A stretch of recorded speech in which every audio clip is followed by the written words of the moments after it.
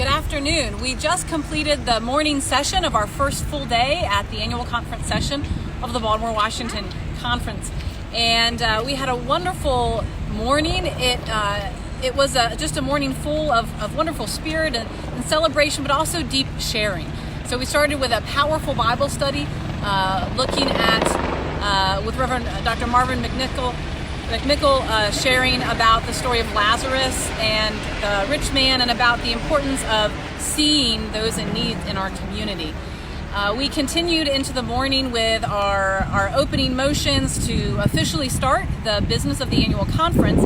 And then we spent the first couple of hours, hour and a half or so, having what was called a Samoan circle process. And there were about 8 persons representing the diversity of our annual conference who came forward and sat on the stage, took turns sharing in response to several questions, both about their own experience in the United Methodist Church, their reactions to the general conference session, and where they see God and their hope for the future.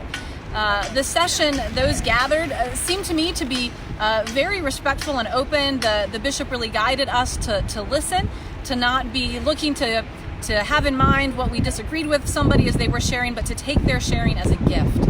And so we're so grateful for each of those persons on the stage who shared from a place of vulnerability and openness, and I think were a reminder to us of the diversity of our annual conference in many ways. In addition to speaking about human sexuality, there was a reminder of the importance of other isms, other exclusionary practices and behaviors within the United Methodist Church around issues of racism, for example. And so that was a very powerful time of sharing. As we concluded that time of sharing, as we heard that, again, our bishop reminded us to not meet those folks in the hallway and say, hey, you should have said this differently, but really to receive their sharing as a gift. And really it was. And even though we weren't all up on stage, I think all of those clergy and laity who were assembled could really see themselves in the sharing, I suspect, of more than one person in a variety of ways. We then moved in to begin some of the kind of preliminary business of the annual conference.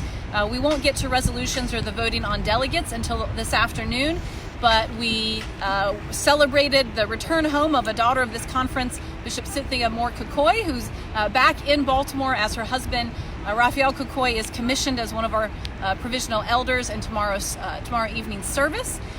We also celebrated as the United Methodist Communications team came and they awarded an award to our Baltimore-Washington Conference Communications team, which is led by Melissa Lauber. The name of the award is the Epikoinonia Award, and it's the Oscar, it's the Emmy, it's the grand award of United Methodist Communicators. And we have such a wonderful communications team here at the Baltimore-Washington Conference, and Melissa Lauber, both with her skill and her talent, and as the bishop shared her deep spirituality and love for God, both she and the entire team are just a wonderful gift to our annual conference. And so it was a joy to be able to celebrate with them.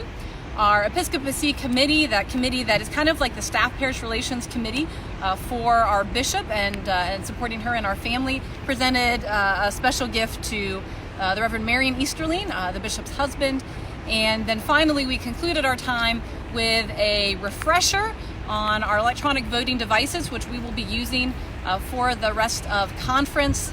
Those devices will be used for voting on resolutions. They'll be used for voting for delegates, which is voting for delegates is kind of a complicated voting, because we are voting for 6 people, starting at 6 people at a time. And so you've got to make sure you vote for enough people, not too many. You don't want to invalidate your ballot. But the electronic voting really is a great asset. Let me show you real quick what that looks like. So the voting unit, I'm not going to tell you how it works, but this is what the voting unit looks like. And so for yes or no votes, usually you're pressing 1 or 2. And for our delegates, each person who we will can vote for has a number assigned. So that's what we'll be doing this afternoon. We have tons and tons of resolutions and balloting for delegates to get to. Some years it takes an insane number of ballots to get our delegates, and some years it takes just a few. But that's what we'll be doing this afternoon as we head into session, is is getting to the voting portion of our annual conference session. Thank you, and we'll check back in later today.